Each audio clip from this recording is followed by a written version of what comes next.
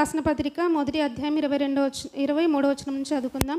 మునుపు మనల్ని హింస పెట్టినవాడు తాను పూర్వమందు పాడు చేయుచు వచ్చిన మతమును ప్రకటించుచున్నాడన్న సంగతి మాత్రమే విని వారు నన్ను బట్టి దేవుణ్ణి మహిమ పరిచిరే. ఇక్కడ ఏం జరిగిందంటే, మునుపు మనల్ని హింస పెట్టినవాడు. ఇక్కడ పౌలు గారి గురించి కొంతమంది వ్యక్తులు మాట్లాడుతున్నారన్నమాట. ఏమని మాట్లాడుతున్నారంటే, మనల్ని ఇంతకుముందు చాలా ఇబ్బంది పెట్టిన వాళ్ళు, హింస పెట్టిన వ్యక్తి, మనల్ని పాడు చేసిన వ్యక్తి, ఆయన ఏం చేస్తున్నాడు? మతమును ప్రకటించుచున్నాడంట. అంటే మతం అంటే క్రైస్తవం అనేది మతమా మార్గమా చెప్పండి? మళ్ళీ ఇక్కడ మతం అని రాయబడింది కదా, అంటే కింద ఇక్కడ చూస్తే విశ్వాసం అని ఉంటుంది కదా.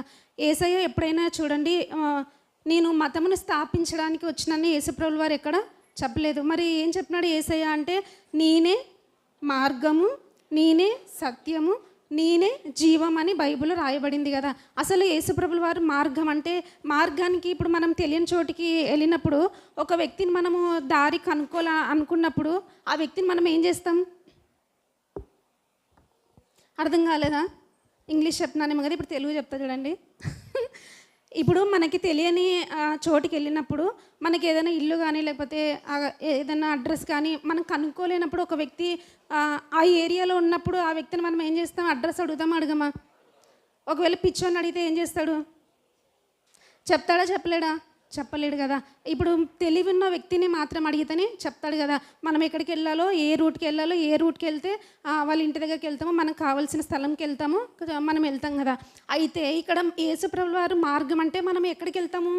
మార్గం అంటే మనకంటే భూమి మీదకి వచ్చిన తర్వాత ఒక లోకం ఉంది కదా. ఆ లోకం వెళ్ళాలంటే ఏం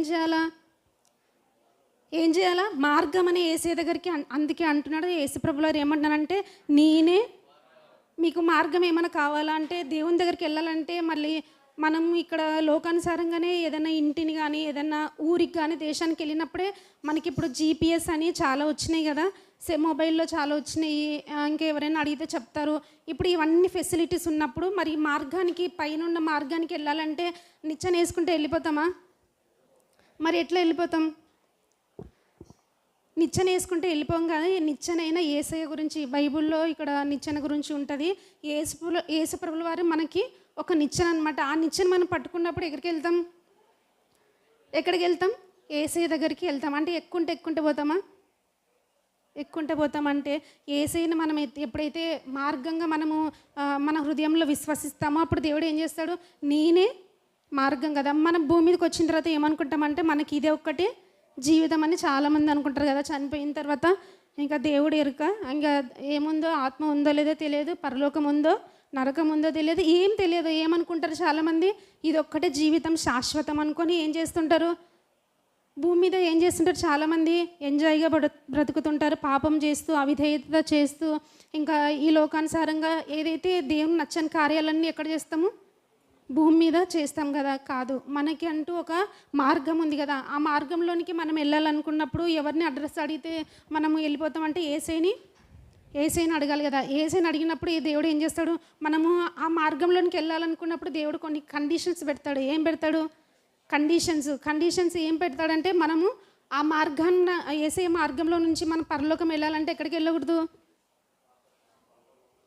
ఎక్కడిలో నుంచి బయటికి రావాలి? పాపం మనము కదా. బైబిల్లో దేవుడు అసహించుకునేది ఏదైనా ఉందంటే ఏంటి?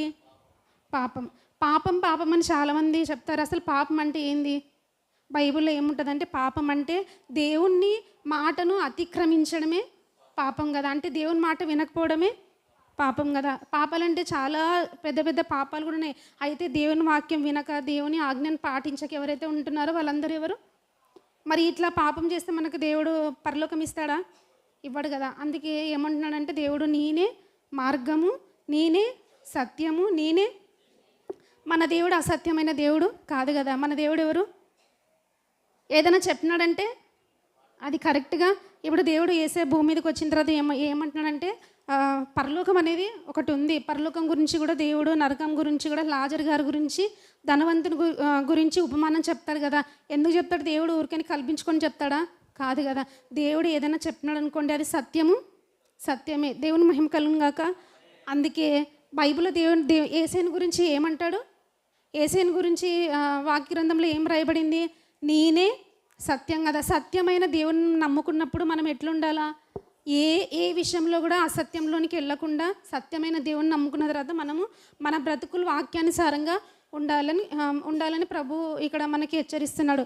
అయితే ఇక్కడ మతమును ప్రకటిస్తున్నాడంటే ఏంటంటే, మతం అనేది మనకు చాలామంది ఏమంటారంటే క్రైస్తవం అనేది ఒక మతం అంటారు. ఏమంటారు? క్రైస్తవం అనేది చిన్న కులస్సుల అని చాలా అంటారు కదా. కానీ కాదు కదా. మన దేవుడు ఎప్పుడు నేను మతాన్ని స్థాపించడానికి వచ్చినానని చెప్పలేదు, కానీ మార్గాన్ని స్థాపించడానికి వచ్చినాడు కదా. మార్గంలో గుండా మనం నడిస్తే ఎక్కడికి వెళ్తాం? పరలోకానికి వెళ్తాం కదా. ఇక్కడ కొంతమంది పౌలు గారి గురించి సాక్ష్యం చెప్తున్నారన్నమాట. ఏమని సాక్ష్యం చెప్తున్నారంటే, మునుపు మనల్ని హింసించిన వాడు, మనలను పాడు చేసిన వాడు ఏం చేస్తున్నాడంట? యేసే గురించి చెప్తున్నాడంట. ఈరోజు కూడా మన గురించి ఇలాంటి సాక్ష్యాలు ఏమైనా వస్తున్నాయా? మా గురించి ఎవరు చెప్తారు, మా గురించి ఎవ్వరు చెప్పరు అనుకుంటున్నారు కదా. మనల్ని చూసి కొంతమంది ఏం చేస్తారు? సాక్ష్యాలు చెప్తారు. ఎట్లా చెప్తారంటే, ఇప్పుడు మనం ఇంట్లో చాలామంది కుటుంబ సభ్యులు అమ్మ నాన్న ఉంటారు కదా. అమ్మ నాన్నకి పిల్లలు ఉంటారు. పిల్లలు ఉన్నప్పుడు ఒకటే రీతిగా ఉంటారా? ఎప్పుడోసారి దేవుని మాట పిల్లల్ని కానీ, భార్యను కానీ, భర్తను కానీ, చెడిపోతున్న భార్యను కానీ, భర్తను కానీ, పిల్లల్ని కానీ దేవుడు పట్టుకుంటే వాళ్ళు ఏమైపోతారు? ఒక్కసారిగా చాలా మారిపోతారు. ఎప్పుడు మారిపోతారు? సినిమాలు చూస్తే మార్పు రాదు కదా, సీరియల్ చూస్తే మార్పు రాదు, ఇంకా ఎవరినో వెంబడిస్తే మార్పు రాదు. కానీ మార్పు ఎట్లొస్తుంది? ఎప్పుడైతే దేవుని వాక్యము దేవుడు పట్టుకున్నాడో ఆ మనసులోనికి, హృదయం అనే మనసులోనికి వెళ్ళినప్పుడు ఆ మనసు అనేది ఏమైపోతుంది? మారుతుంది కదా. మారినప్పుడు ఏమనిపిస్తుంది అంటే, ఇంట్లోనే, ఇప్పుడు మన ఇంట్లో గురించే మాట్లాడుకుందాం. ఎందుకంటే అందరి కుటుంబాలు ఉంటాయి కాబట్టి. ఇప్పుడు మన అన్న ఉన్నారు, పిల్లలు ఉన్నారు. సడన్గా తాగుబోతూ సడన్గా దేవుని వాక్యం మీద మారితే ఎట్లుంటుంది? వాళ్ళకి ఆశ్చర్యం అనిపిస్తుందా లేదా? సడన్గా తాగుకుంటే రోజు తాగుతూనే ఉన్నాడు. రోజు సిగరెట్లు అంట, లేకపోతే ఏమన్నా మందు అన్నీ తాగుతున్నాడు. చెడు వ్యసనాలకు అలవాటు పడిపోయినాడు. అన్నీ అయిపోయినాయి. అన్నీ అయిపోయిన తర్వాత సడన్గా దేవుని మందిరానికి వచ్చినాడు ఎక్కడో, లేకపోతే దేవుని మాటలు విన్నాడు. విన్న తర్వాత మార్పు వస్తుంది కదా. మార్పు వచ్చినప్పుడు తల్లిదండ్రులు ఒకవేళ బిడ్డను చూసినప్పుడు ఏమనుకుంటారు? అదేదో వింతలాగా, అసలు నా కొడుకేనా, నా కూతురేనా, లేకపోతే నా భార్యనేనా, నా భర్తనేనా అని ఏమనుకుంటారు? చాలామంది ఆశ్చర్యపోతారు కదా. ఈ ఆశ్చర్యము ఒక వ్యక్తిని చూసినప్పుడు ఎప్పుడు వస్తుంది? మార్పు అనేది ఎప్పుడు వస్తుంది? దేవుని వాక్యము విన్నప్పుడు వస్తుంది కదా. చాలామంది అనుకుంటారు కదా, తల్లిదండ్రులు ఒకవేళ బిడ్డల్ని పెంచుతున్నప్పుడు కొంచెం భయంకరమైన పరిస్థితులు జీవిస్తున్నప్పుడు, అవిధేయతగా బ్రతుకుతున్నప్పుడు ఏమనుకుంటారంటే, సడన్గా దేవుని మాటలు విని మారినప్పుడు వాళ్ళ ఆశ్చర్యం అనిపిస్తుంది. అసలు దేవుని మాటలు ఇంత అని. ఎవరికి? కుటుంబ సభ్యుల్లో ఇంట్లో అమ్మ నాన్నలు ఉంటారు కదా, భార్యను భర్తలు ఉంటారు. వాళ్ళు ఏం చేస్తారంటే దేవుణ్ణి ఏం చేస్తారు? మహిమ పరుస్తారు. ఒకవేళ చెప్పకపోవచ్చు, కానీ ఏమనుకుంటారంటే, ఓహో నా బిడ్డ దేవుని మాటలు విని ఏం చేసినాడు? మారిపోయినాడే. మనసులో ఉంటుందా ఉండదా? ఖచ్చితంగా ఉంటుంది కదా. ఇప్పుడు ఇక్కడ పౌలు గారిని కూడా చూసి ఏమంటున్నాడంటే, మునుపు ఎట్లున్నాడంట ఆయన? మునుపు ఎట్లున్నాడో చెప్పాలా? అందరికి నోరులు ఉన్నాయా?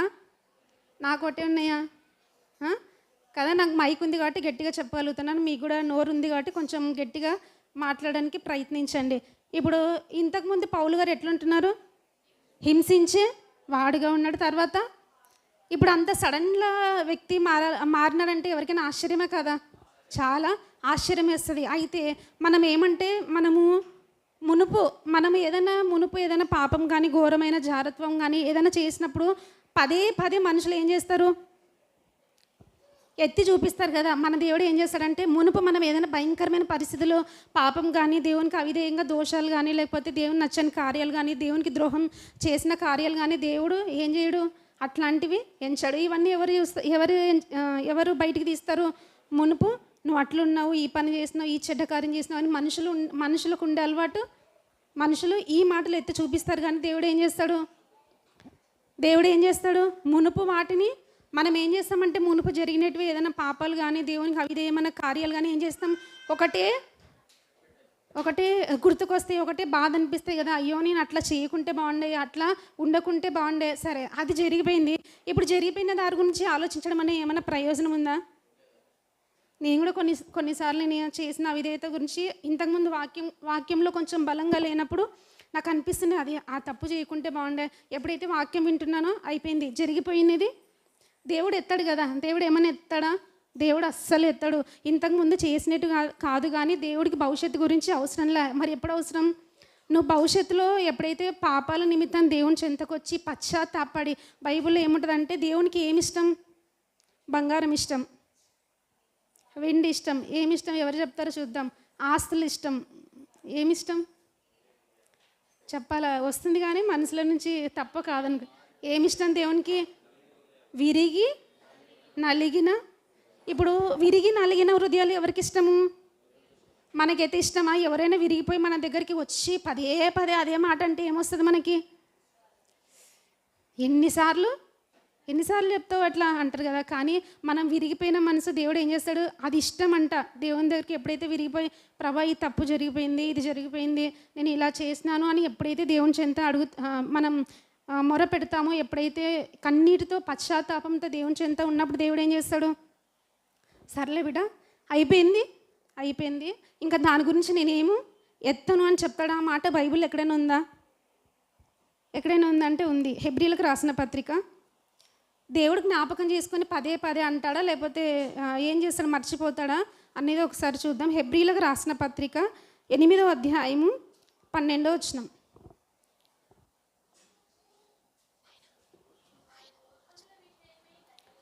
నేను వారి దోషముల విషయమై దయ కలిగి వారి పాపములను ఇక ఎన్నడూ జ్ఞాపకము చేసుకొననని. మన దేవుని మహిమ కలుగుగాక. మన దేవుడు ఏమని చెప్తున్నాడు? మీ పాపాలను చిన్నప్పటి నుంచి ఉన్నావు కదా, అవన్నీ పాపాలు చేసినావో, ఎంత భయంకరంగా అమ్మ నాన్నకు తెలియకోకుండా, భార్యకి భర్తకు తెలియకోకుండా ఎన్నైతే భయంకరమైన పాపాలు చేసినావో అవన్నీ గుర్తుపెట్టుకుంటా అన్నాడా, మర్చిపోతా అన్నాడా దేవుడు? ఏమన్నాడు? మన దేవుడు ఎట్లాంటి దేవుడు అంటే చాలా ప్రేమ కలిగిన దేవుడు. మన దేవుడిని ఎప్పుడు శిక్షించే దేవుడు కాదు కదా. ఎప్పుడైనా మనము అవిధేయంగా చేసినప్పుడు కొన్నిసార్లు శిక్షిస్తాడు. కానీ దేవుడు లోకంలో ఎంతో, దేవుని ప్రేమ ఎక్కువ ఉంటుందా, కోపం ఎక్కువ ఉంటుందా చెప్పాలా? దేవుని కోపం ఎక్కువ ఉందనుకోండి, మనం చాలా తప్పులు చేస్తాం కదా. అప్పుడు ఒక్కొక్కరు ఎగిరి వెళ్ళిపోతారు కదా. అప్పుడు భూమి మీద ఎవరైనా ఉంటారా కదా. అందుకే దేవుడు ప్రేమ కలిగిన దేవుడు కదా. మన దేవునికి ప్రేమ చాలా ఉంది, కానీ చాలామందికి అర్థం కాదు కదా. ఎంత ప్రేమ ఉందంటే యేసుని భూమి మీదకి పంపించి మన కోసము, పరలోకంలో ఉంటున్న యేసే భూమి మీదకి పంపించి ఏం చేసినాడు? మన కోసం ప్రాణాన్ని అర్పించేంత ప్రేమ. ఇట్లాంటి ప్రేమ ఎవరికైనా ఉంటుందా? ఎవరికి ఉంటుంది కదా. ఇప్పుడు ఇంట్లో అనారోగ్య పరిస్థితులు, ఏదైనా కిడ్నీనో లేకపోతే హార్ట్ ఏదైనా ఇబ్బంది, ఇష్టమైన వాళ్ళకి చెడిపోయిన అవయవాలు ఇవ్వడానికి మనం ముందరికి వస్తామా? ఎందుకు రాము? మళ్ళీ ప్రేమ ఉంటుంది కదా. అంటే ప్రేమ ఉంటుంది కానీ ఇచ్చేంత త్యాగం ఎవరికి ఉండదు కదా. దేవుడు ఎట్లాంటి దేవుడు అంటే మన దోషముల విషయమే దేవుడు ఏం చేస్తాడంట? దయ. ఏ విషయాల్లో దయ కలిగి ఉంటాడు? మనకి ఏదైనా ఆర్థిక పరిస్థితిలో కూడా దయ కలిగి ఉంటాడు. మన ఇంట్లో పరిస్థితి కానీ, పిల్లల పరిస్థితి కానీ, భార్య పరిస్థితి కానీ, లేకపోతే ఆత్మీయ పరిస్థితుల్లో మనం ఒక్కొక్కసారి తడబడుతుంటాం కదా. ఒక్కొక్కసారి ఎట్లా ఉంటామంటే ఆత్మీయతలో బాగా ఉంటాం కానీ దేవునిలో బాగుండాలి, దేవుని ప్రార్థన చేసుకోవాలి, బైబిల్ చదువుకోవాలి, దేవుని యందు భయభక్తులు కలిగి ఉండాలి అనుకుంటాం. కానీ కొన్నిసార్లు లోకంలోనికి వెళ్ళిపోయేసరికి ఏమనిపిస్తుంది? ఇంకా మామూలుగానే అయిపోతారు కదా. అయినా కూడా ఆ విషయంలో ఒకవేళ బలహీనత ఉన్నా కూడా యేసయ్య ఏం చేస్తాడు? మన దోషముల విషయంలో, అంటే దోషములు అంటే ఏంటంటే తెలిసి తెలియక ఏమైనా చేసినా కూడా దేవుడు ఏం చేస్తాడు? దయ, సర్లే అని ఒక ఛాన్స్ ఇస్తాడు. దేవుడు ఏం చేస్తాడు? మనం ఏమనుకుంటారని ఛాన్స్ దేవుడు ఇవ్వాలి, కానీ అట్లనే దేవుడు ఏమంటలేడు లేదా. చాలామంది ఏమనుకుంటారంటే వాళ్ళు పాపం చేస్తున్నారు, వీళ్ళు బాగాలేరు, వాళ్ళు భయభక్తులు లేరు, భక్తిహీనులుగా ఉన్నారు, మందిరానికి రారు, ప్రార్థన చేసుకోరు, వాళ్ళ జీవితాలు బాగుంటున్నాయి, మరి మా జీవితాలు ఎందుకు బాగుండట్లేదు అనుకుంటారు కదా. వాళ్ళ విషయంలో, అందరి విషయంలో అందరికీ మనమందరము దేవుని పిల్లలం కదా. దేవుని పిల్లలు అయినప్పుడు వాళ్ళందరికీ దేవుడు ఏం చేస్తాడు? వెంటనే రియాక్షన్ చూపాడు కదా. టైం ఇస్తాడు దేవుడు. ఏం చేస్తాడు? టైం ఇస్తాడు కదా. టైం ఇచ్చినప్పుడు ఏం చేయాలా? మార్పు చెందడానికి ప్రయత్నించాలి. అయితే దేవుడు ఏం చేస్తాడంట? వారి పాపంలోని ఇంక ఎన్నటికి జ్ఞాపకము చేసుకోడు. ఇప్పుడు పౌలు గారు ఇక్కడ ఏం చేస్తున్నారంటే ఆయనను చూసి ఏమంటున్నారు? చాలామంది సాక్ష్యము చెప్తున్నారు కదా. మునుపు విషయాలు దేవుడు ఏం చేయడు? జ్ఞాపకం చేసుకోడు. మునుపు విషయాలు ఎవరు జ్ఞాపకం చేసుకుంటారు? మనుషులు. జ్ఞాపకం చేసుకుంటారు. నువ్వు అట్లా, నువ్వు ఇట్లా, నువ్వు పలానా రోజు అట్లా చేసినావు, ఇట్లా చేసినావని మనుషులు కామన్గా అంటారు, కానీ దేవుడు అట్లాంటి దేవుడు కాదు. కాబట్టి మునుపు జరిగిన విషయాలను బట్టి మనం బాధపడాలా, బాధపడకూడదా? బాధ పడుకోకుండా దేవుని చెంతకి వదిలిపెట్టినప్పుడు దేవుడు చాలా గొప్ప దేవుడు. ఇప్పుడు సాక్ష్యం ఇదొక్కటి చెప్పి మనం ముగించుకుందాం. గలతీలకు రాసిన పత్రిక 1వ అధ్యాయము 23వ వచనం.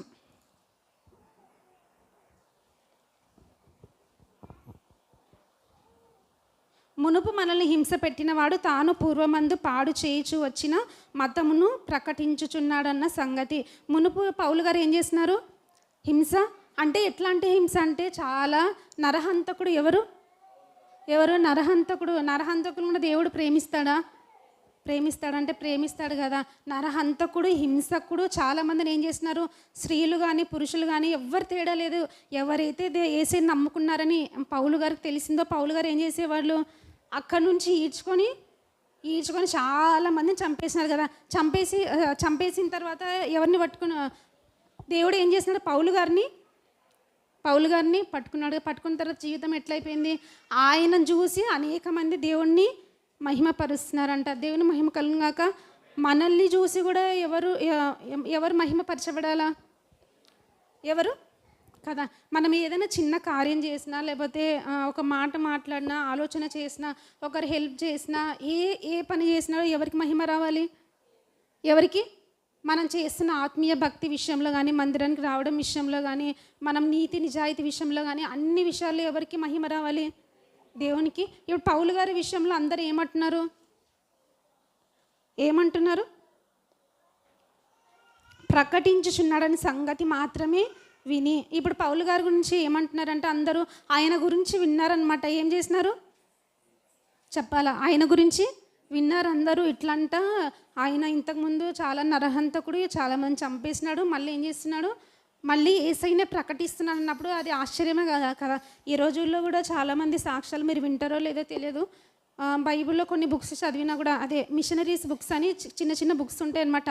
అవి చదివినా కూడా బైబిల్ చింపేసిన వాళ్ళు కూడా బైబిల్ పట్టుకొని సువార్తను ప్రకటించిన వాళ్ళు ఉన్నారు తెలుసా. చాలామంది ఉన్నారు. ఆర్ఆర్కే మూర్తి అనే ఒక వ్యక్తి ఉన్నారు తెలుసా. వృద్ధాపంలో ఉండే వాళ్ళకైతే తెలుసు. ఆర్ఆర్కే మూర్తి అనే ఒక ఆయన ఉన్నారు. ఇంకా చాలామంది ఉన్నారు. పేర్లు నాకు గుర్తు రావట్లేదు. చాలామంది వాళ్ళు ఎవరైతే బైబిల్ వద్దు, దేవుడు వద్దు అని చింపేసిన వాళ్ళే గుండెల మీద హత్తుకొని ఏం చేస్తున్నారు? సువార్తను కదా. బైబిల్ అనేది ఇది మాటలు మాత్రమే కాదు కానీ దేవుడు రాయించిన పరిశుద్ధాత్మ ప్రేరణ చేత రాయించిన మాటలు కదా. ఈ వాక్యాన్ని ఎవరైతే పట్టుకుంటారో వాళ్ళ జీవితాలను దేవుడు ఏం చేస్తాడు? దేవుడు మారుస్తాడు కదా. అయితే దేవుని మహిమ పరిచే విధంగా మనం ఏముండాలా? మన సాక్ష్యాలు కానీ ఎవరికి మహిమ రావాలి? ఇప్పుడు పౌలు గారు అందరినీ చూసి ఎవరు సాక్ష్యం ఇస్తున్నారు? ఇంట్లో ఆయనకి పెళ్ళి కాలేదు, పిల్లలు లేరు, ఎవరు లేరు. ఎవరు సాక్ష్యం ఇస్తున్నారు? బయటలో ఉన్న వాళ్ళు ఏమంటున్నారు? ఆయనను చూసి కదా. మనల్ని చూసి కూడా చాలామంది కదా సాక్ష్యాలు. ఎట్లా వస్తాయి సాక్ష్యాలు అంటే, మనం బైబిల్లో ఒక మాట ఉంటుంది. ఏమని ఉంటుందంటే, మనం ఎప్పుడైతే రహస్యమందున్న చూస్తున్న దేవునికి ప్రార్థన చేస్తామో దేవుడు ఏం చేస్తాడు? అందరికి బహిరంగంగా బైబిల్లో ఏముంటుందంటే, దేవుని గణపరిచే వాళ్ళని దేవుడు ఏం చేస్తాడు? గణపరుస్తాడు. దేవుణ్ణి ఎవరైతే మహిమపరుస్తాడో దేవుడు వాళ్ళని ఏం చేస్తాడు కదా. ఇప్పుడు ఒక వ్యక్తికి ఇద్దరు వ్యక్తులు ఉన్నారనుకోండి, హెల్ప్ చేసినప్పుడు ఆ వ్యక్తి గురించి గొప్పగా చెప్తామా లేదా? చెప్తారు కదా. అట్లనే దేవుని పట్ల మనం చేస్తున్న భక్తి కానీ, ప్రార్థన కానీ, లేకపోతే నీతి నిజాయితీ విషయంలో కానీ, అవన్నీ విషయంలో మనకు తెలియకోకుండా ఏదైతే చేస్తున్నామో కానీ బహిరంగంగా దేవుడు ఏం చేస్తాడు?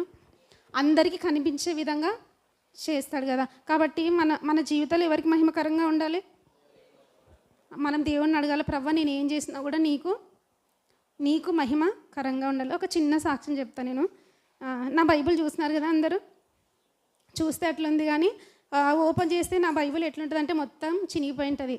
మీరు అనుకోవచ్చు, ఏమి బైబిల్ కొనుక్కోవచ్చు కదా, చినిపోయిన బైబిల్ అట్లా పెట్టుకోవచ్చా అని ఎవరికైనా డౌట్ వస్తుంది కదా. చినిపోయిన బైబిల్ ఎందుకు చినిగిపోతుంది చెప్పండి?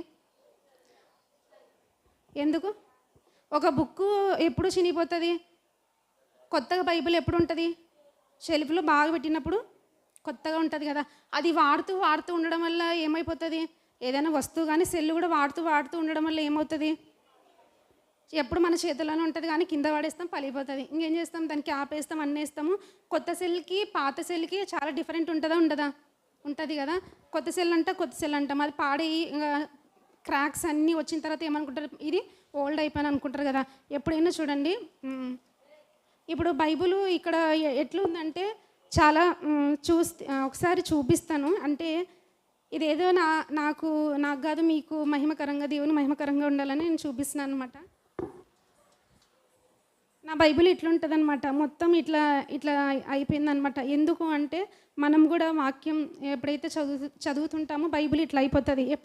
బైబిల్ ఎప్పుడు మనం తెరుస్తూనే ఉంటే, చదువుతూనే ఉంటే ఎట్లయిపోతుంది? బైబిల్ ఎవరిదైనా ఇట్లా ఇట్లా ఉంటాయా? అంటే నేను ఏదో నా గొప్పతనం గురించి చెప్పట్లేదు, అట్లా అనుకోవద్దండి. దేవుని మహిమ నిమిత్తం చెప్తున్నా. ఒకరోజు డాక్టర్ విజయ్ అంకుల్ వచ్చినాడు, గుర్తుందా? ఉందా? నాకు తెలియదు, బైబిల్ చదువుతున్నది నాకు తెలుసు, మా ఇంట్లో వాళ్ళకి తెలుసు, ఇంకెవరికి తెలియదు. అయితే చూడండి, ఎప్పుడైతే మనం దేవునికి ప్రాధాన్యత ఇస్తామో దేవుడు ఎవరికి ప్రాధాన్యత ఇస్తాడు?